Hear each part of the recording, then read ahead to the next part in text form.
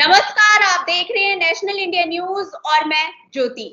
JNU में एक बार फिर से इंसाफ के आवाज की मांग उठ रही है, क्योंकि जिस तरीके से जेएनयू में पीएचडी की छात्रा को इंसाफ दिलाने के लिए जो जेएनयू के लगातार प्रदर्शन कर रहा है और जिस तरीके से कैंपस में महिला छात्रों के हक की आजादी की को लेकर जो लगातार सवाल उठ रहे हैं, उस पर भी हम बातचीत करेंगे। क्योंकि आज हमारे साथ जेएनयू के रिसर्च स्कॉलर हैं राहत जुबीन सर। आपका बहुत बहुत स्वागत है हमारे चैनल में। शुक्रिया। सबसे पहले मैं आपसे जानना चाहूंगी कि जिस तरीके से जेएनयू से जो पीएचडी की छात्रा है उनसे छेड़छाड़ का जो मामला सामने आ रहा है, सबसे पहले वो मामला आप पूरा बताइए और इस पर क्या कुछ कार्रवाई हुई है। देखिए, जेएनयू में जो रिसेंट ये मामला हुआ, ये ऑलमोस्ट 11:45 के अराउंड ये है रात में। हालांकि ये काफी निंदनीय मामला है, काफी हाईली कंडेम हम करते हैं। जेएनयू जैसे जेंडर फ्रेंडली कैंपस में ऐसा कभी नहीं हुआ था या नहीं होना चाहिए था। उसके बाद ऐसा हुआ, ये बड़ी शर्म की बात है कि जो फीमेल का जो राइट है या जेएनयू जो कहा जाता है या जाना जाता है जेंडर फ्रेंडली के लिए, वैसा कुछ नहीं हुआ। और लड़की के साथ जो छेड़छाड़ किया गया उस पर वहाँ एक जोरदार प्रोटेस्ट हुआ है। कल भी यहाँ एक मार्च निकला था वीसी हाउस तक, आज भी एक प्रोटेस्ट कॉल दिया गया है। उसके बाद एक जोरदार प्रोटेस्ट किया गया है। दिल्ली पुलिस ने उसके बाद इसको संज्ञान में लेते हुए विक्टिम का वो जो मुलजिम है उसका स्केच भी जारी किया है और उन्होंने दिल्ली पुलिस ने कड़ा स्टेप लिया है। लेकिन मामला ये है कि जब देश में और दूसरी जगह महिलाओं के खिलाफ जो अत्याचार होते हैं और वुमेन सेफ्टी के लिए जो इर्रिस्पॉन्सिबल गवर्नमेंट होती है, इस वजह से ये जो मुजरिम है, ये जो मुलजिम है, एक्यूज है, इनके हौसले और बुलंद होते हैं और जेएनयू जैसे कैंपस में भी ऐसी करने की हिम्मत कर पाते हैं। ये बड़ी शर्मनाक बात है। बिल्कुल सर, क्योंकि जो अभी खबरें सामने आ रही है, जैसे कि आपने बोला कि आज भी प्रोटेस्ट के लिए कॉल किया गया और है आयशी घोष है जो छात्र यूनियन की प्रेसिडेंट है, उन्होंने भी साफ तौर पर जो दिल्ली पुलिस पर आरोप लगाया कि वो इसको लेकर मांग नहीं सुन रहे। तो आप लोगों की क्या मांग है और क्या इस पर जो दिल्ली पुलिस है कोई कार्रवाई नहीं कर रही है? देखिए, दिल्ली पुलिस ने अब तक कोई कार्रवाई नहीं की है। उन्होंने स्केच जारी किया है लेकिन अब तक जो है अक्यूज को पकड़ा नहीं गया है, कोई कार्रवाई नहीं हुई है। तो हमारे जो डिमांड है या हमारी जो मांग है वो दिल्ली पुलिस के साथ साथ यहाँ पे जो गार्ड हैं, साइक्लोप्स वाले गार्ड हैं, उनसे भी हम लोगों ने ये कहा है कि आप जो गाड़ी ऐसे जाए या फिर आपकी नज़र होनी चाहिए, आपका काम ये है सिक्योरिटी प्रोवाइड करना, तो आप अपने काम में फेलियर दिखा रहे हैं जिसकी वजह से ऐसी हो रही है। दिल्ली पुलिस से भी हमारा सवाल है, दिल्ली पुलिस से भी हमारा ये डिमांड है कि जल्दी से जल्द मुजरिम को पकड़ा जाए। और बात यह है कि हमारे डिमांड गवर्नमेंट से भी है कि क्यों इतनी रिस्पॉन्सिबल है कि वुमेन सेफ्टी के लिए वो कुछ नहीं कर पा रहे हैं। हम ये जानना चाह रहे हैं कि वुमेन के सेफ्टी के लिए, वुमेन एम्पावरमेंट के लिए ये क्या कर रहे हैं। बेटी पढ़ाओ बेटी बचाओ के नारे लगवा रहे हैं और मोदी जी भी आकर उल्टा सिल्टा कुछ बोल रहे हैं, लेकिन असल में वुमेन एम्पावरमेंट नहीं हो रहा है। क्या ऐसे ही वुमेन एम्पावरमेंट होगा कि मेट्रो में और सरकारी बसों के लास्ट वाली सीट पर रिजर्व फॉर लेडीज लिख देने से होगा? अगर जेएनयू जैसे कैंपस में महिलाएं सुरक्षित नहीं है, अगर देश में महिलाएं सुरक्षित नहीं है, तो इसका मतलब कि ये देश सही मानों में वुमेन एम्पावरमेंट पे काम नहीं कर रहा है। बेटी बचाओ का नारा तो लगा रहे हैं लेकिन बेटी को बचाया नहीं जा रहा है। हम हाईली कंडेम करते हैं जेएनयू में हुए इस घटना की और सरकार से, दिल्ली पुलिस से ये हम डिमांड करते हैं कि जल्द से जल्द मुलजिम को पकड़ा जाए और सख्त से सख्त कार्रवाई की जाए कि ऐसी कोई हरकत करने की हिम्मत और जुर्रत न कर सके। जैसा कि सर आपने वीमेन एम्पावरमेंट की बात की, लेकिन जो सरकार है वो लगातार महिलाओं को लेकर, सुरक्षा को लेकर दावे और वादे करती रहती है। तो इसको किस नजरिए से देख रहे हैं? क्योंकि जो दावे और वादे हैं वो कहीं भी आप देख सकते हैं कि नाकाम साबित होते हुए नजर आ रहे हैं। बिल्कुल बिल्कुल, ये जो इनके दावे हैं, दावे खोखले हैं। ये गवर्नमेंट जो चल रही है ये एडवर्टाइजमेंट की गवर्नमेंट है, ये बोर्डिंग और होर्डिंग की गवर्नमेंट है। ये जमीनी स्तर पर कोई काम नहीं कर रहे हैं। जब आपने देखा होगा कि आसिफा वाला मामला था कठुआ का, जब रेपिस्ट के लिए बीजेपी वाले तिरंगा यात्रा निकालते हैं, तब ऐसे लोगों को हौसला मिलता है कि वो जेएनयू जैसे कैंपस में भी आकर लड़कियों के साथ छेड़छाड़ करें।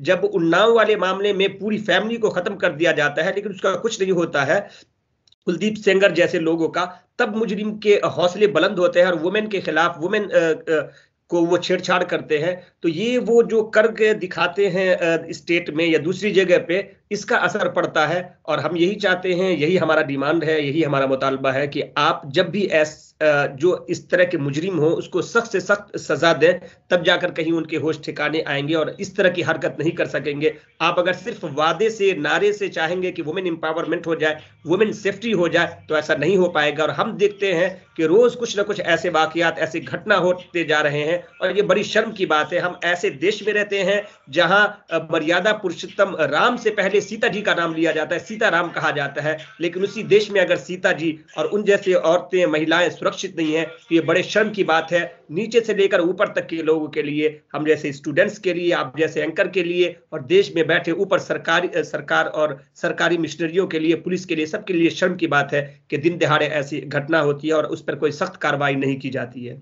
बिल्कुल राहत सर, लेकिन एक खबर आती है कर्नाटक के उडुपी से, जहां पर जो कॉलेज की छात्राएं हैं उनको हिजाब पहनने के लिए मना कर दिया जाता है, तो आप इसको किस नजरिए से देख रहे हैं?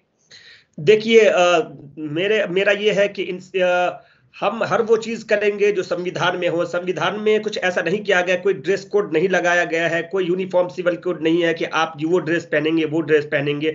हर वो चीज जिससे इंसान खुद को सुरक्षित महसूस करता हो, महिलाएं खुद को सुरक्षित महसूस करती हो, और जो उनका राइट हो, जो देश के संविधान से, देश के कानून से टकराता नहीं हो, किसी भी कानून का वायलेशन नहीं करता हो, इस तरह के चीजों पर पाबंदियां लगाना मेरे हिसाब से ये गलत है। अगर आप अपनी एनर्जी इन चीजों पर वेस्ट करेंगे कि कौन क्या पहन रहा है, कौन लड़कियां क्या पहन रही हैं, तो आप सही मायनों में रास्ते से भटकेंगे। और वो जैसे जो दिन दहाड़े ऐसी घटनाएं होती हैं, हत्याएं और रेप होता है, आप उस तरह कहीं ना कहीं डाइवर्ट हो रहे हैं। तो मेरा ये मानना है कर्नाटक के गवर्नमेंट से कि आप अपनी एनर्जी को, आप अपने जो ताकत है उसको सही दिशा में रखें और महिलाओं के सुरक्षा के लिए, उनके हेल्थ के लिए, उनकी सेफ्टी के लिए काम करें। ये ज्यादा बेटर है बजाय इसके कि आप लोगों के ड्रेस पर क्रिटिसाइज करें।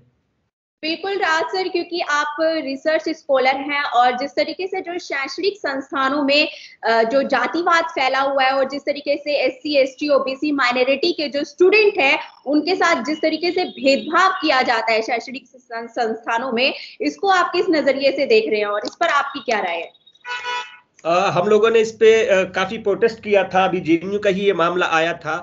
जिन लोगों का ये कहना है कि जो लोग रिजर्व कैटेगरी से आते हैं वो मेरिट को फॉलो नहीं कर पाते हैं, मेरिट को कंप्लीट नहीं कर पाते हैं। मेरा ये कहना है कि JNU जैसे संस्थान में भी EWS का SC ST से कम आया है, कट ऑफ आता है। तो बात ये नहीं है, अगर ये कहते हैं ना कि जब से हुए हैं जिल्ले इलाही मेरे खिलाफ, मुल्जिम मेरे खिलाफ, गवाही मेरे खिलाफ। जब ऊपर के लोग ही चाहते हैं कि ये लोग जिन्हें हजारों सालों से दबाया गया है, जिन पर जुल्म किया गया है, वो शिक्षण संस्थानों में नहीं आए, तो ऐसा ही होता है। वाइवा वॉस में किया गया, हर तरफ देख लीजिए आपने, कमेटी बनाई गई थी, JNU में भी नाफे कमेटी बनी थी और दूसरी कमेटियां बनी थी। उन लोगों ने इस बात को एक्सेप्ट किया कि डिस्क्रिमिनेशन होता है, वाइवा में डिस्क्रिमिनेशन होता है। आप रिटन टेस्ट लीजिए, वाइवा अगर कराना भी है तो कम से कम नंबर का कीजिए, 15 नंबर की कीजिए। आप 50 नंबर का वाइवा करते हैं, अगर जो अच्छा से अच्छा लिख करके आता है आप उसको वाइवा में छाड़ देते हैं। उसका आप जैसे ही वाइवा का नाम आता है, हमारे जहन में एक बात आती है, कास्टिज्म, कम्युनलिज्म, रीजनलिज्म, ये सारी चीजों देख करके डिसाइड होता है कि कौन यहाँ रिसर्च करेगा, कौन यहाँ से जाएगा, जो कि काफी शर्मनाक है।